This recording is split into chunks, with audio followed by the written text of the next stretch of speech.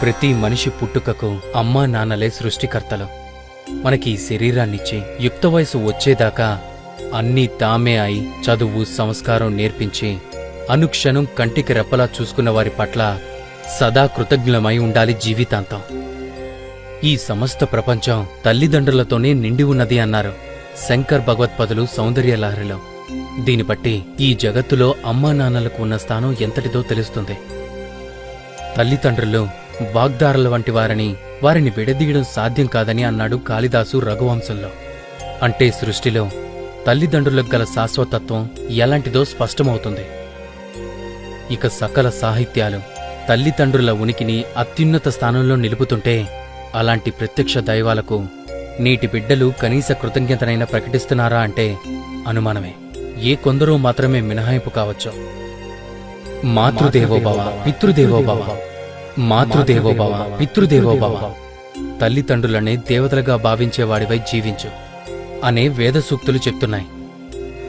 ఈ సూక్తిని శిరస్సును ధరించి అనుసరిస్తున్నవారు కొందరైతే తల్లిదండ్రులను తమ సుఖ సంతోషాలకు అవరోధాలుగా భావించి వాళ్లను దయ్యాలుగా చూస్తూ తరిమికొట్టే అధములైన కొడుకులు లోకంలో లేకపోలేదు.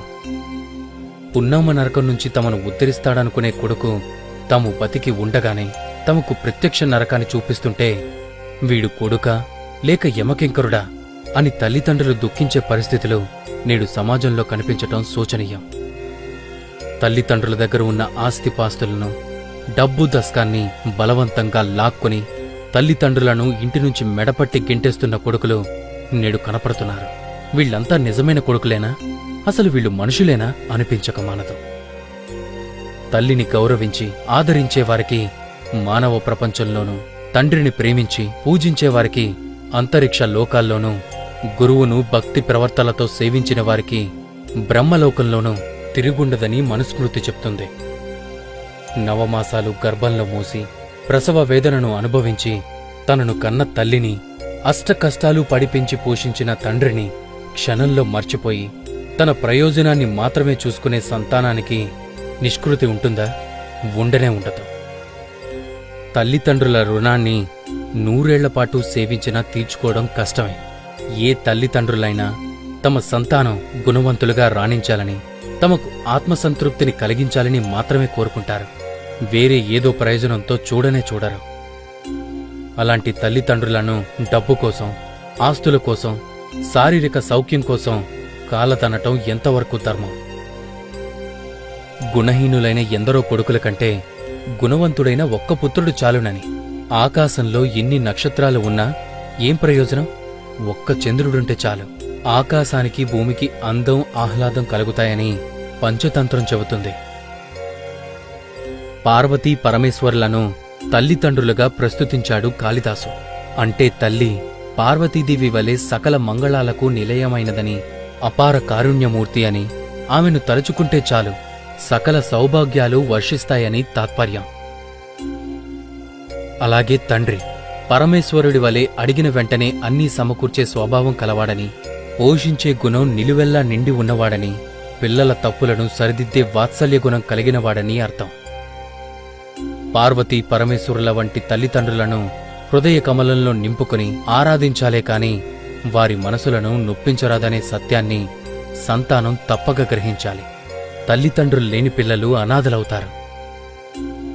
తల్లిదండ్రులు కళ్ల ఎదుట ఉన్నంతకాలం వారి విలువ తెలియదు.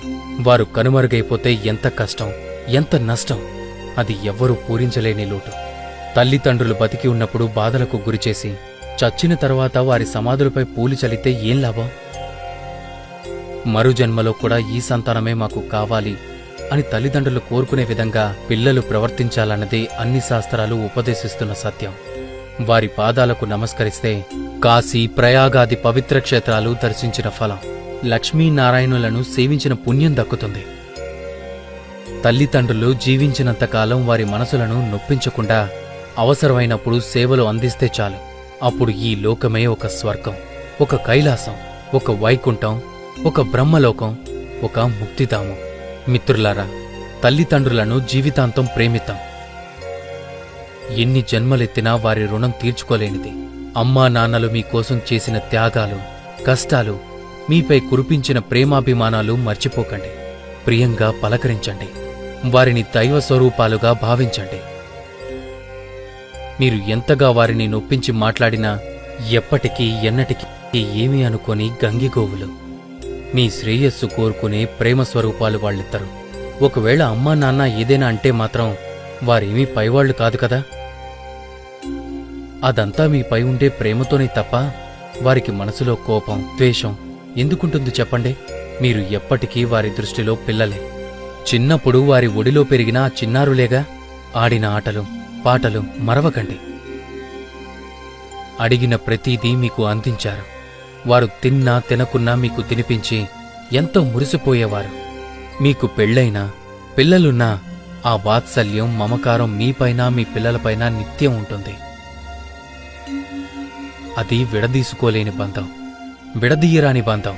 తల్లిదండ్రులు ఉన్నవారంతా అదృష్టవంతులు. ఇతరుల మాటలతో, చేతలతో వారి స్వార్థం కోసం దూరం చేయాలనుకుంటారు. విఘ్నత కలిగి ఉండండి. వారిని ఏ దిక్కు లేనివారిగా చేయకండి. వృద్ధాశ్రమాల్లోనూ అనాథ శరణాలయాల్లోనూ ఉంచడం భావ్యం కాదు. బాధ్యతగా వారిని మనతోనే ఉంచుకుందాం. వారి రుణం తీర్చుకుందాం. హరే కృష్ణ.